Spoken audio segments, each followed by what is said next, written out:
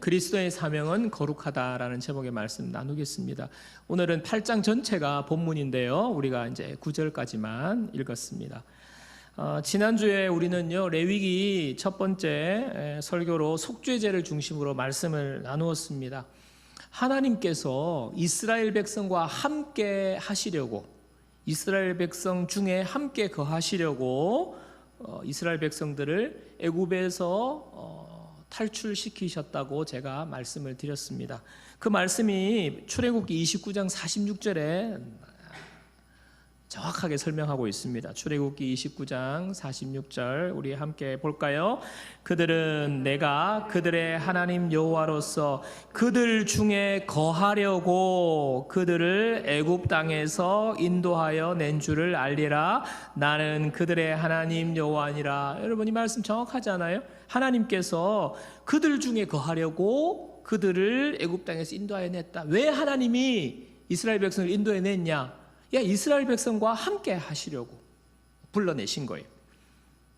함께 거하신다, 바로 성막입니다. 그래서 레위기에 보면 이제 성막을 지으라고 하신 거죠. 하나님이 그곳에 내가 함께 하겠다 하는 거예요. 이스라엘 백성을 성막 가운데서 하나님이 만나시기를 원하시는데, 그 만나시기 위해서 하나님이 가르쳐 주신 것이 바로 제사입니다. 여러분, 제사는요, 하나님과 만나는 거예요. 예배는 하나님과 만나는 것입니다. 5가지 제사를 말씀해 주셨습니다. 번제, 소제, 화목제, 속죄제, 속건제. 이 5가지 제사인데, 이 5가지 제사가 공통적으로 가지고 있는 기능이 뭐냐 하면 바로 속죄예요. 속죄.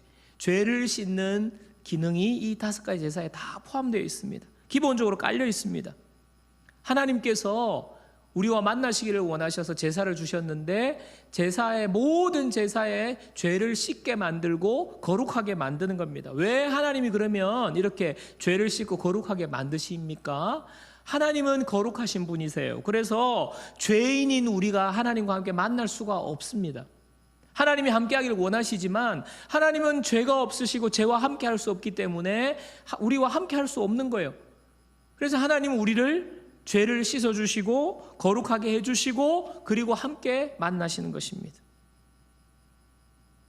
오늘은 8장은 아론과 그 아들들을 제사를 집례하는 제사장으로 세우는 위임식입니다.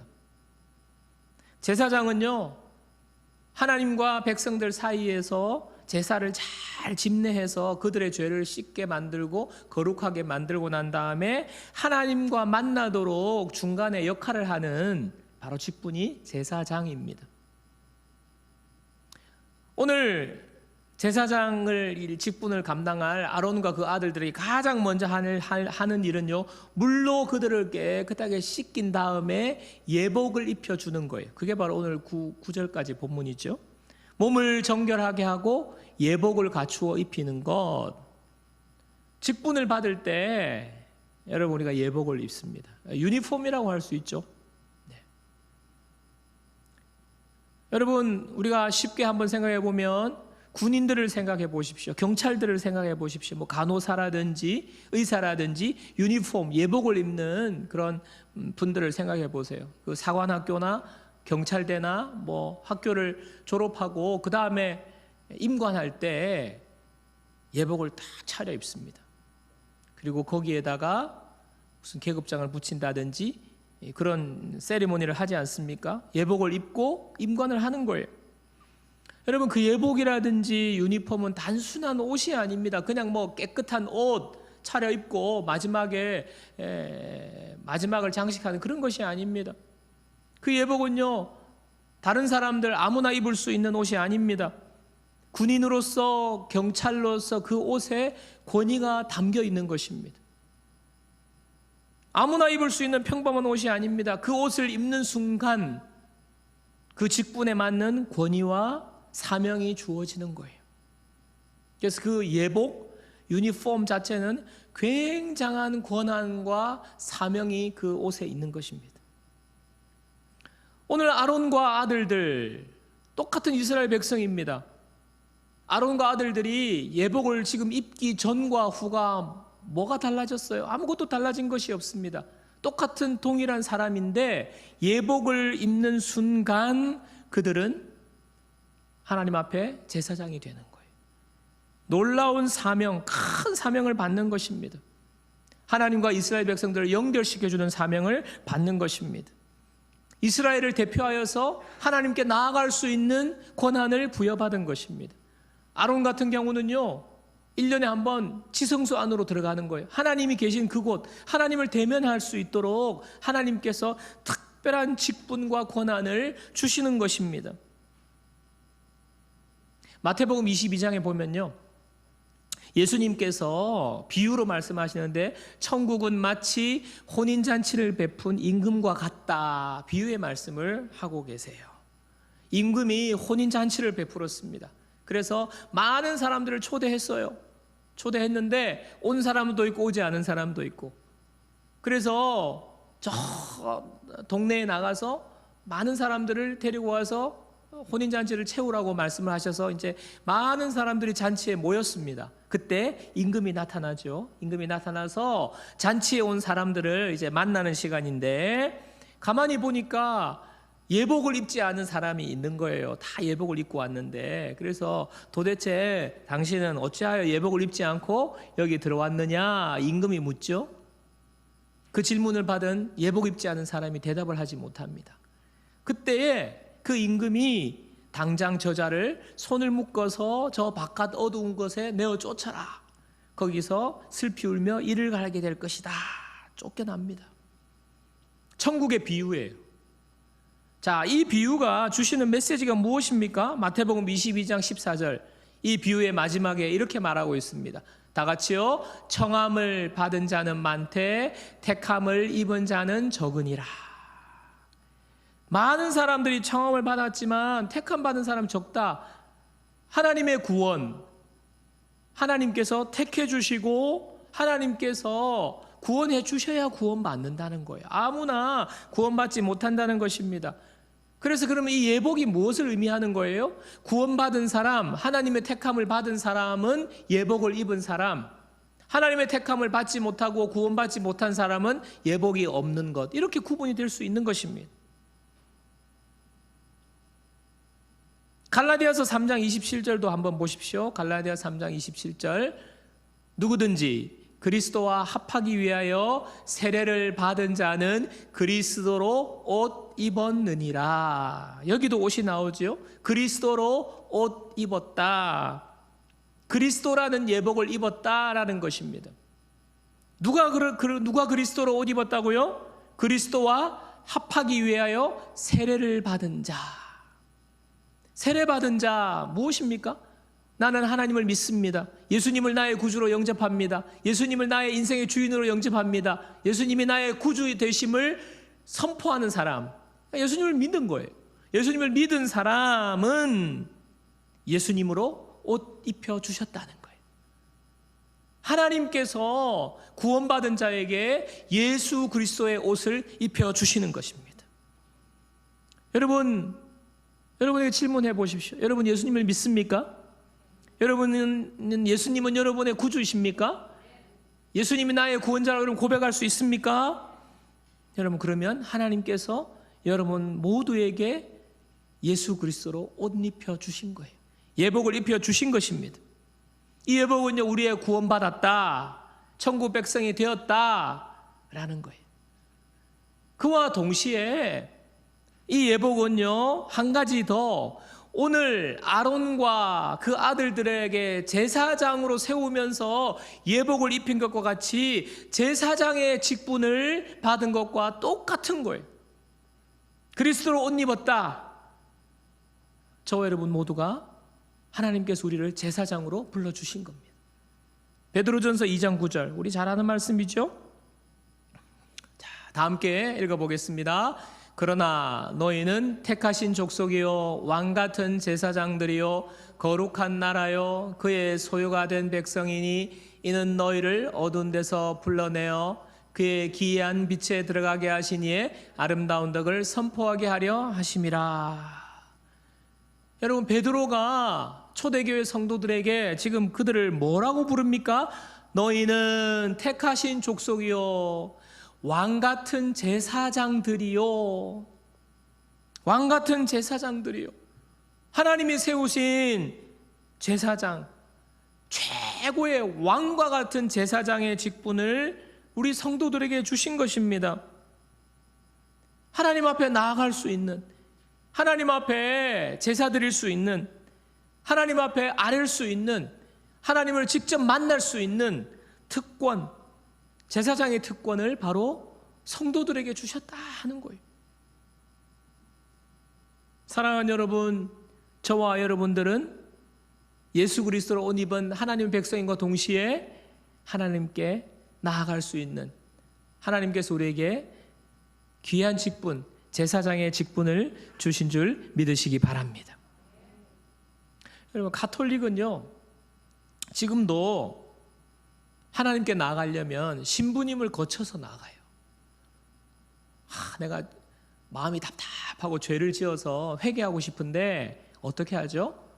성당을 찾아가서 신부님을 만납니다. 칸막이를 사이에 두고 신부님이 빼고 칸막이 문을 열죠.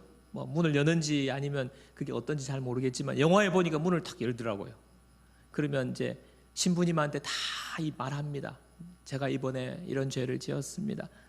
고해성사죠, 고해성사. 그래서 신부님한테 다 이야기를 하면 그 신부님이 듣고 이제 하나님 앞에 나아가서 이렇게 아뢰고, 그 다음에 너의 죄가 용서받았습니다. 당신의 죄가 용서받았습니다. 이렇게 하지 않습니까? 신부님이 제사장 역할을 합니다. 그런데 성경은 뭐라 그래요? 성경은요, 예수님 믿으면 하나님의 자녀가 된 모든 성도가 바로 왕 같은 제사장이야 라고 말합니다. 그렇기 때문에 우리는요, 신부님을 거쳐서 나아가는 것이 아닙니다. 우리가 직접 하나님 앞에 나아가는 거예요. 하나님 앞에 아뢰는 거예요.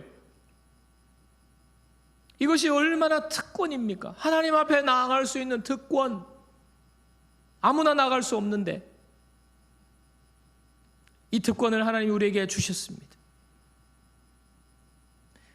오늘 아론과 아들들이 이런 제사장의 예복을 입은 다음에 하는 일이 바로 뭐냐? 우리가 그 다음 살펴보도록 하겠습니다. 관유와 기름을 가져다가 아론의 머리에 붓습니다. 자, 레위기 8장 12절 보십시오. 자, 다 같이요.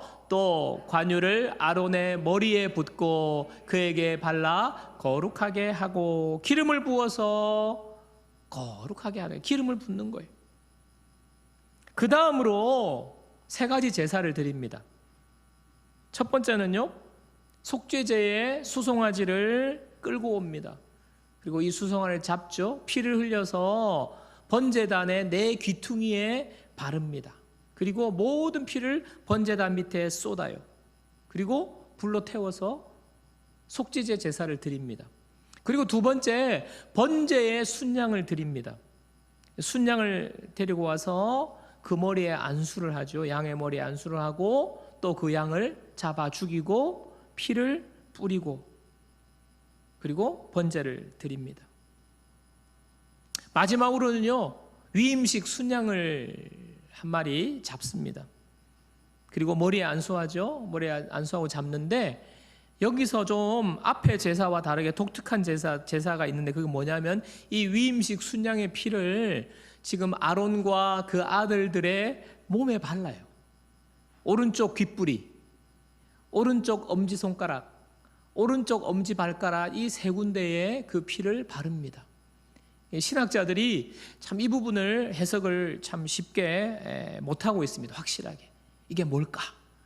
어떤 신학자는 사람 몸의 가장 외부에 돌출되어 있는 가장 말단이 바로 귀, 손, 발이기 때문에 상징적으로 가장 먼저 오염이 되는 곳이 이 귀, 엄지손가락, 엄지발가락이기 때문에 거기를 먼저 씻는 거다라는 학자도 있고요. 또 어떤 학자는요, 아니야, 온 몸을 다 피를 발라야 되지만 대표로 귀, 오른손 엄지, 오른발 엄지 이렇게 상징적으로 세 군데 전체를 바르는 건데 상징적으로 바른다 하는 학자들이 있습니다. 어쨌거나 중요한 것은 무엇입니까? 이 피로 제사장 되는 아론과 아들들을 정결케 한다는 거예요. 씻는다는 거예요. 이 세 가지 제사를 드리는 것으로 위임식이 마무리됩니다. 옷을 입히고 몸을 씻고 옷을 예복을 입히고 그 다음에 기름을 부어 바르고 그 다음에 제사를 드리는 것으로 위임식이 마무리되는데요. 이 위임식이 7일 동안 진행이 돼요. 자, 레위기 8장 33절 보십시오. 자, 다 같이 읽습니다. 위임식은 1회 동안 행하나니 위임식이 끝나는 날까지 1회 동안은 회막문에 나가지 말라. 여러분, 7일이라는 기간은 결코 짧은 기간이 아니죠. 7일 동안 그러면 이 위임식 제사를 계속 해야 되는 이유가 뭘까요? 여러분, 오늘 8장의 위임식의 내용을 보면 계속해서 반복되는 것이 뭐냐 하면 바르고 뿌리고 이런 거예요. 기름을 바르고 기름을 뿌리고 피를 바르고 피를 뿌리고 여러 가지 뭐 씻고 뭐 옷을 입히고 제사를 세 가지나 드리고 하는 것이 있지만 그 모든 과정에 계속해서 반복되는 것이 뿌리고 바르고 하는 것입니다. 한 8번 정도 나와요. 방금 읽은 이 구절 가운데. 그러니까 매 절마다 뿌리고 바르고 뿌리고 바르고 이게 나오는 거거든요. 자, 이렇게 하면서 바르고 뿌리고 하면서 그 뒤에 붙어 나오는 말씀이 뭐냐면 발라서 거룩하게 할지니, 뿌려서 거룩하게 할지니. 거룩하게 하라는 말이 반복됩니다.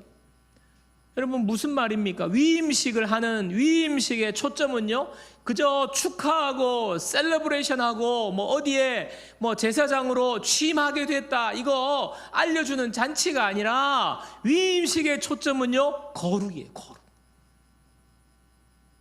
깨끗하게 씻고 정결하게 되고 거룩하게 되는 것입니다. 근데 이 위임식을 7일 동안 하라? 여러분, 매일매일 하면서 무슨 생각하겠어요? 오늘도 피를 뿌리고 피를 바르고 거룩하게 하라. 내일도 거룩하게 하라. 거룩하게 하라. 거룩하게 하라. 거룩하게 하라. 하나님께서 제사장은 절대적으로 거룩해야 해. 이거 가르쳐 주시는 거예요. 사랑하는 여러분, 하나님께서 저와 여러분들을 택하셔서 구원해 주셨습니다. 예수 그리스도로 옷 입혀 주셨습니다. 왕같은 제사장으로 사명을 주셨습니다.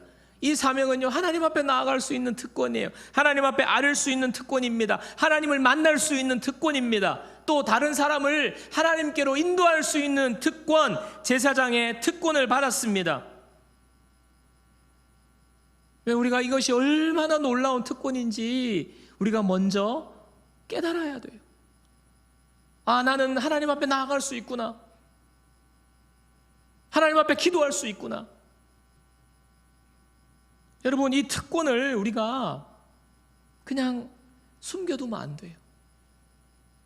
이 특권을 그냥 가볍게 여기면 안 되는 거예요. 힘들 일이 있을 때 하나님 앞에 나아가는 거예요. 어려운 일이 있을 때 하나님 앞에 나아가는 거예요. 고민이 있을 때 하나님 앞에 나아가는 거예요. 도움이 필요할 때 하나님 앞에 나아갈 수 있습니다. 또 다른 사람을 위하여서 우리가 하나님 앞에 나아갈 수 있는 것입니다. 이 놀라운 특권을 우리가 마음껏 누리고 하나님이 주신 이 특권과 사명을 우리가 잘 감당해야 하는 것이 바로 저와 여러분들이 해야 될 일인 줄 믿습니다. 잘 수행하고 감당해야 하지 않겠습니까?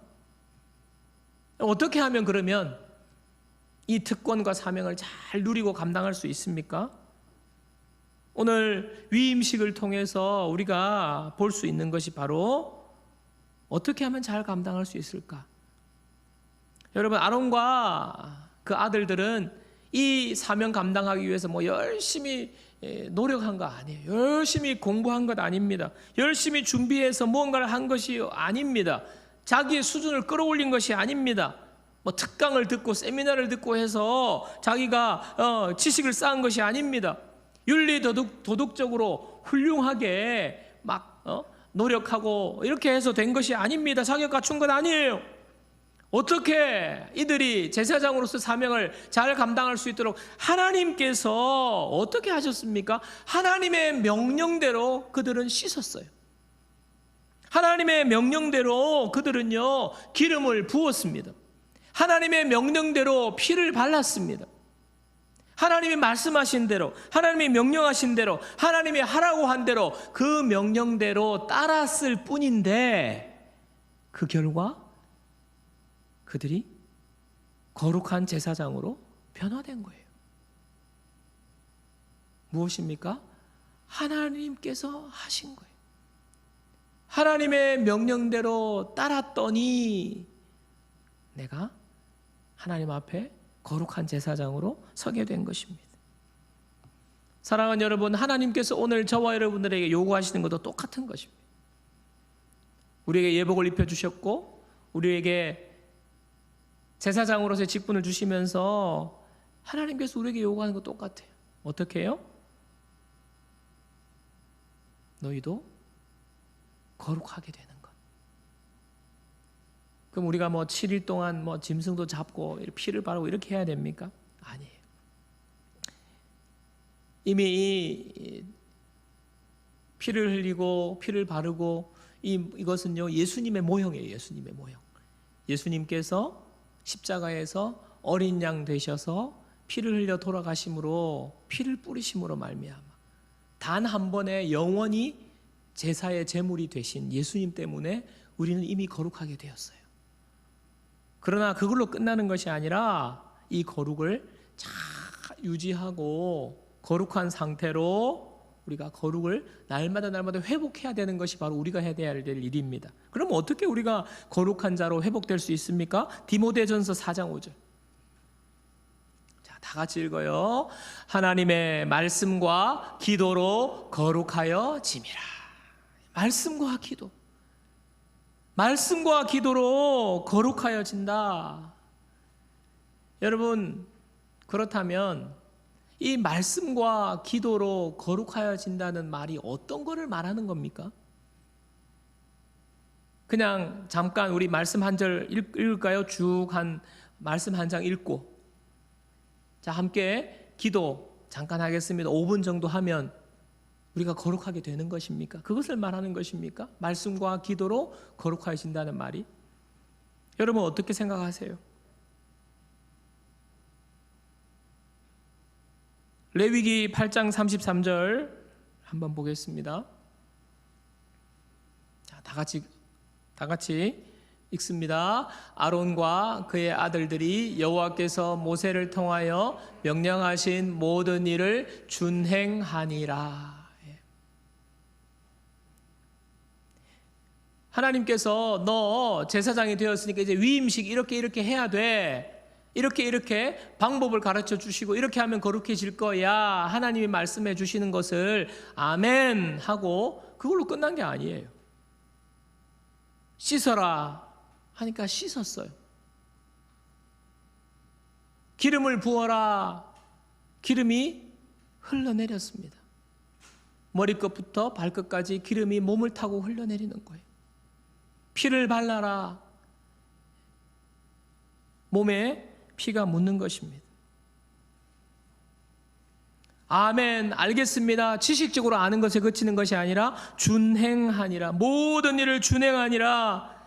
여러분, 우리가 말씀과 기도로 거룩해진다는 것은요, 단순하게 말씀을 하는 행위, 말씀을 읽는 행위, 기도를 하는 행위 그 자체가 거룩하게 만드는 것이 아니에요.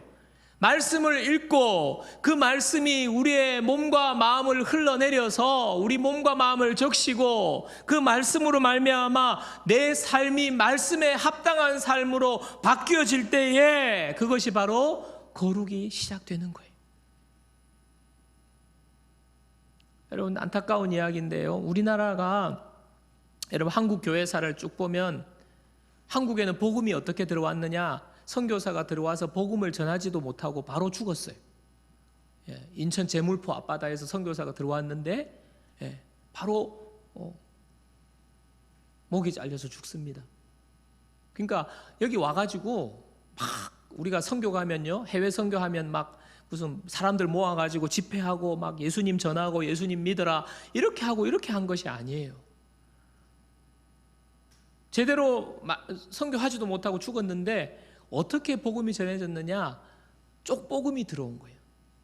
성경이 전달됐는데 그 성경을 받은 사람이 이 성경이 종이가 너무 좋잖아요. 그래서 어떻게 했냐면 집에 이 성경을 찢어가지고 도배를 한 거예요. 도배를 했는데 누워서 그 도배지 보다가 그 말씀이 역사해서 예수 믿게 된 거예요. 그리고 교회가 생긴 거예요.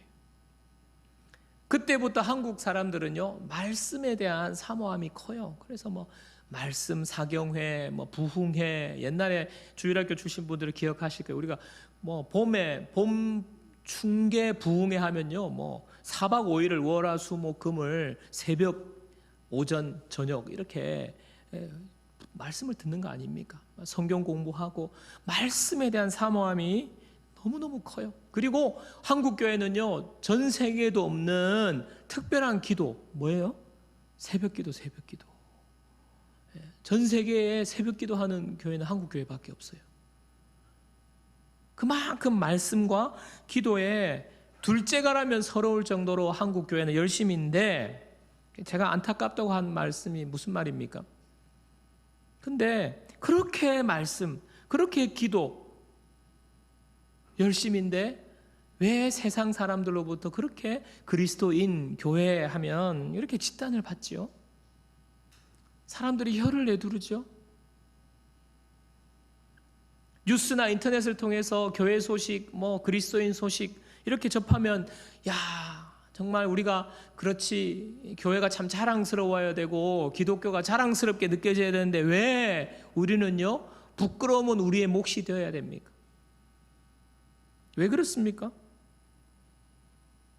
말씀의 행위, 기도의 행위, 이것은 많이 해요. 시간을 내서 뭐 성경 퀴즈도 하고 얼마나 성경을 많이 아는데, 여러분 말씀과 기도로 어떻게 거룩하여 지니라. 이 거룩으로 나아가지 못하는 거예요.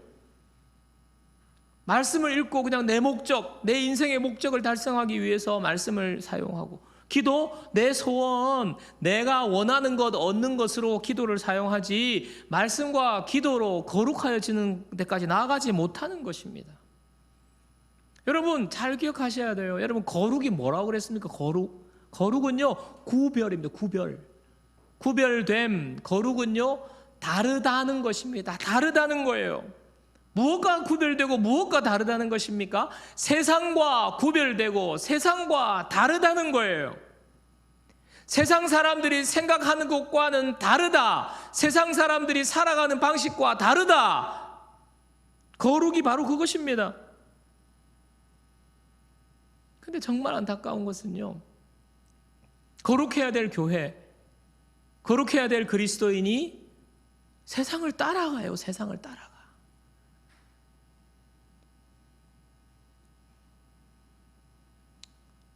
참 설교 준비하면서 제 마음에 하나님 주신 마음은, 참 세상을 볼 때 여러 가지 뭐 현상들이 있지만 우리나라를 볼 때 이 우리나라가 얼마나 양극단을 지금 이렇게 나뉘어지는 거예요. 양극단으로.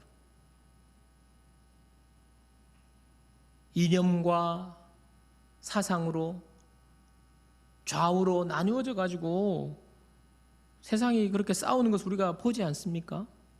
뉴스를 봐도 그렇지 않습니까? 세대도 그냥 양쪽으로, 지역도 양쪽으로, 이 좁은 땅덩어리가 지역적으로, 세대로, 연령별로, 또 남녀가 이렇게 나뉘어져요. 갈라져요. 그리고 서로 싸우고 서로 그냥 얼마나 과격하게 상대를 향하여서 혐오를 쏟아내는 모습, 세상의 모습이 그렇잖아요. 세상의 모습이. 근데 교인들은 어때요? 우리 예수 믿는 교인들은? 교인들도 세상을 따라가요. 세상 사람들이 그렇게 하는 것에 따라갑니다. 이쪽을 따라가고 저쪽을 따라가고.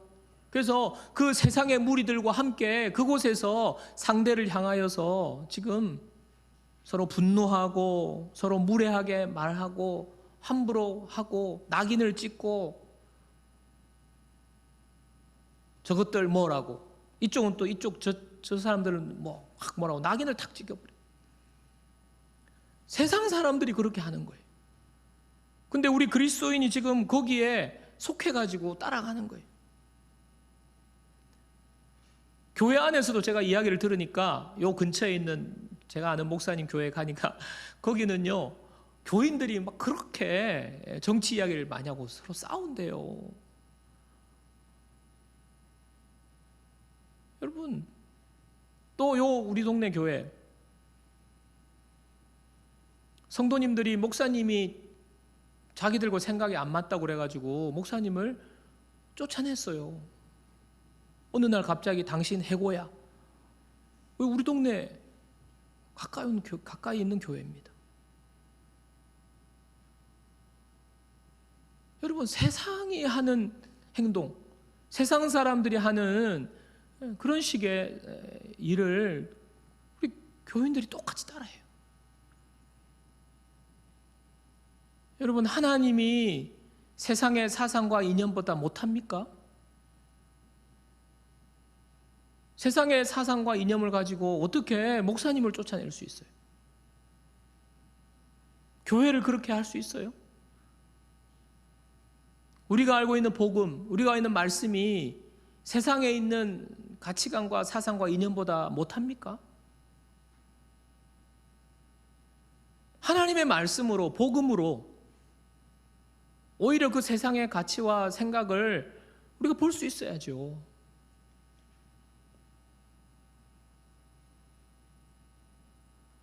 구별되고 거룩한 게 뭔가? 그저 윤리 도덕적으로 우리가 착하게 살아야 돼, 죄 짓지 말아야 돼. 여러분, 그것보다 더 큰 것은요, 우리가 세상과 달라야 된다는 거예요. 구별되어야 된다는 거예요. 여러분, 하나님은 사랑의 하나님 아닙니까? 하나님이 세상을 이처럼 사랑하사,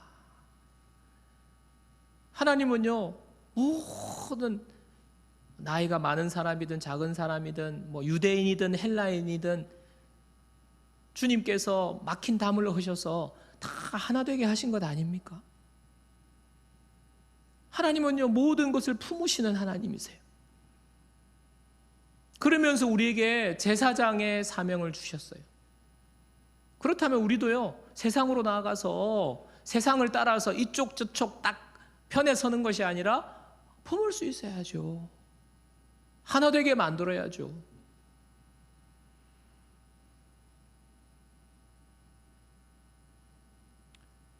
여러분, 하나님은 이 모든 세상의 사람들의 생각보다 더 높고 크신 분입니다.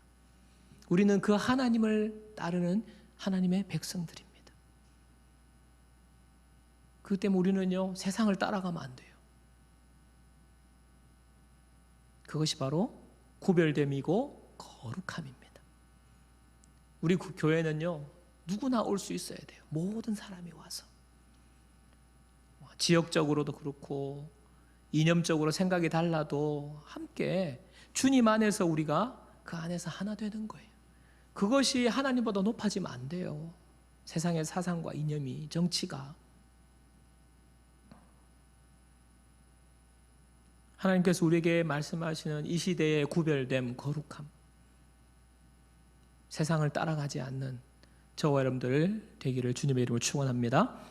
말씀을 정리하도록 하겠습니다. 여러분, 우리 모두는요, 하나님께서 세우신 제사장들이에요. 왕같은 제사장들이에요. 이 세상에서 이 제사장으로서의 사명, 이 제사장으로서의 특권을 잘 누리면서 감당하는 저와 여러분들 되기를 주님의 이름으로 축원합니다. 하나님께서 우리를 거룩하게 해주셨는데 이 거룩을 잘 유지하는 저와 여러분들 되면 참 좋겠습니다. 우리가 거룩한 제사장으로 하나님 앞에 마음껏 나아가는 거예요. 그리고 많은 사람들을 하나님께로 인도하는 이 제사장의 사명 잘 감당하시는 저 여러분들 되기를 바랍니다. 한 사람도 예외가 없어요. 말씀과 기도로 거룩하여짐이라. 세상의 뜻을 따르지 않고 세상 사람들과 같지 않고 하나님의 말씀으로 우리는 거룩하게 서는 거예요. 하나님의 말씀에 비추어서 하나님의 뜻을 따라가는 사람. 우리는 세상의 뜻을 따르지 않습니다. 세상의 사상을 따르지 않습니다. 이념을 따르지 않습니다. 오로지 하나님의 말씀을 따라 살 뿐입니다. 저 여러분들의 고백이 되기 원합니다. 이 시대 주님 거룩한 제사장으로 하나님 주신 특권을 누리며 살게 하옵소서. 구별된 사람 되게 하여 주옵소서. 많은 사람들을 하나님께로 인도하는 제사장의 사명 감당하는 거룩한 하나님의 백성 되게 하옵소서. 우리가 이렇게 날마다 기도하면서 그 특권과 사명을 누리고 감당하는, 그래서 하나님을 기쁘시게 하는 왕같은 제사장 우리 모두가 되기를 주님 이름으로 축원합니다.